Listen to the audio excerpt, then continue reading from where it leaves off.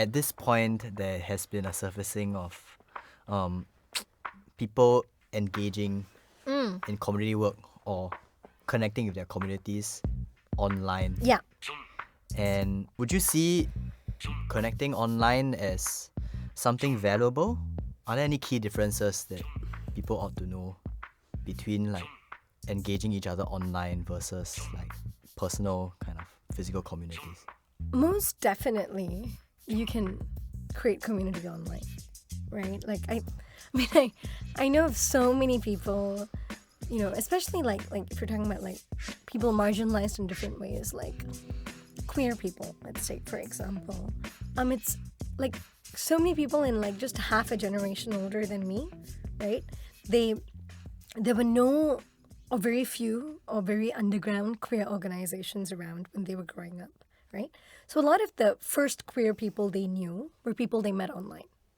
Yeah, like through their life journal communities and things like that, and that's where they learned that they were not alone, and that where they built solidarity, where they even learned things like important information about queer bodies, about queer experiences, and things like that.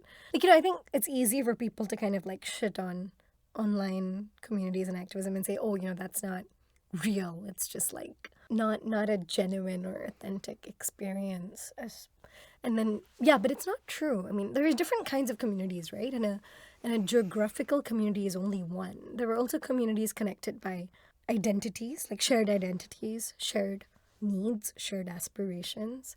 You can be a community of book lovers. You can be a community of people persecuted in the same particular way, right?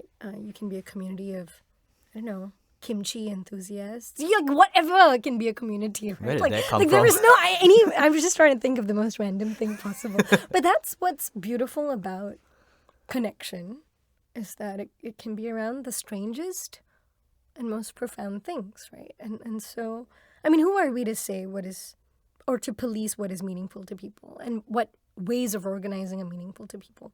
And I mean, the internet has revolutionized what is possible, how people can come together, right? And I think this is especially true for people who are marginalized in different ways. Again, for example, for people with disabilities who have mobility issues in a place like Singapore where there is so little accessibility, it's so much harder to go to a physical meeting than to show up and participate in a Facebook group or in a Telegram group, right? So it makes participation, visibility, voice so much more possible for previously unheard or less heard groups.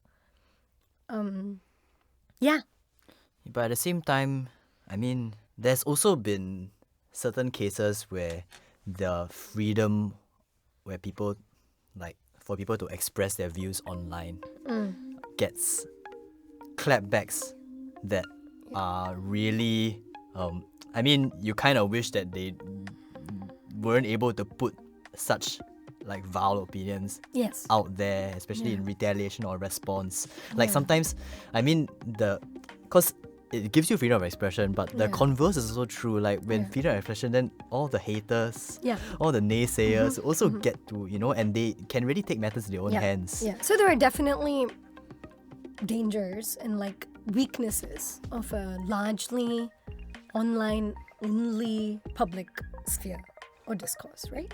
And that is unfortunately what we have in a place like Singapore, because we don't have many avenues to gather physically. I mean, and even outside of what we've already talked about, which is like democratic rights, I mean, just an event space is so freaking expensive to book. Yeah? I mean, how expensive would this place be if you didn't have funding? Like, it's just, like, it's so inaccessible to most people to gather, right? And to, like if you're a well-funded NGO, sure, you can have events to, like, bring people together and talk about stuff.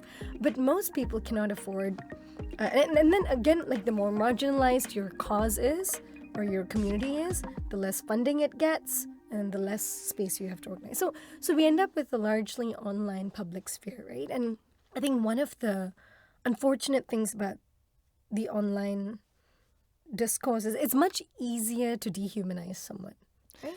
Yeah. Like, so it's like, if you were talking to that person face to face, there's so many things that connect you as humans, just like things like their smell and their look. Like they're a human. Like you can feel their flesh and blood in presence, right? So it's much harder to, I mean, not impossible. Lots of people do it, but it's much harder to be as hateful as easily as one can be online, because there's so much less accountability.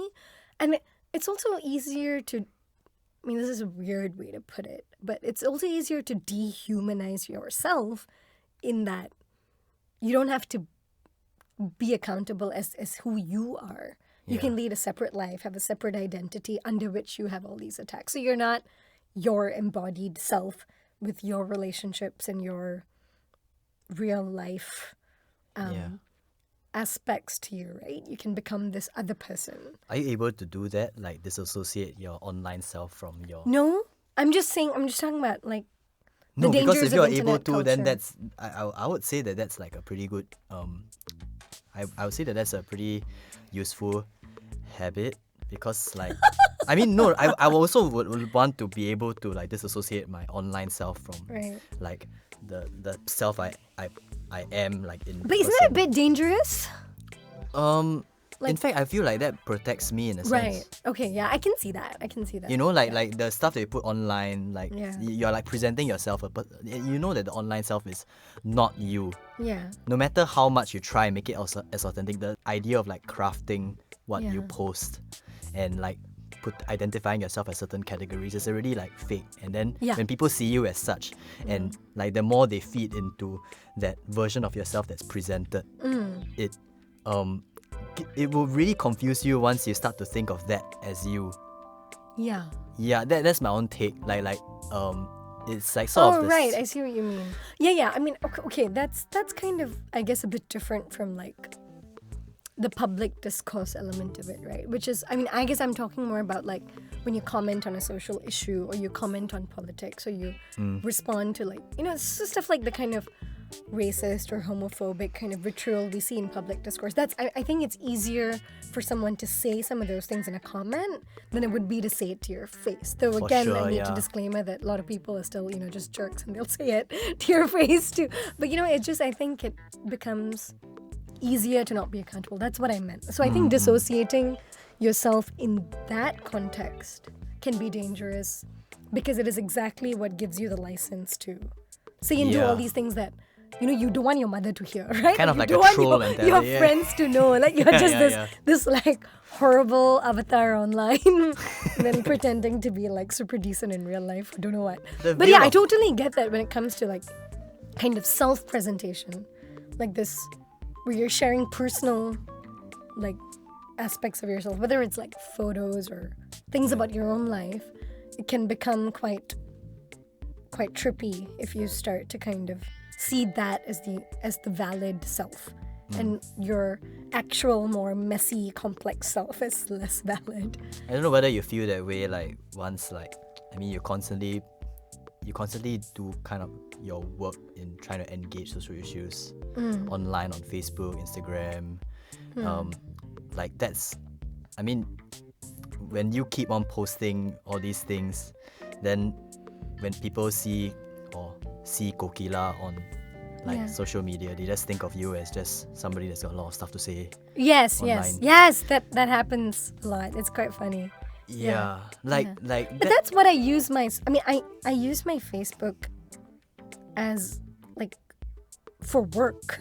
Like this is my work, right? You dissociate yourself, right? Yeah, it's kind of like when you kind of go to work, then you are a particular self in the office, right? And then that doesn't reflect, you know, who you are as a partner or a friend or a child. So it's the same thing. I think for me, Facebook is for activism.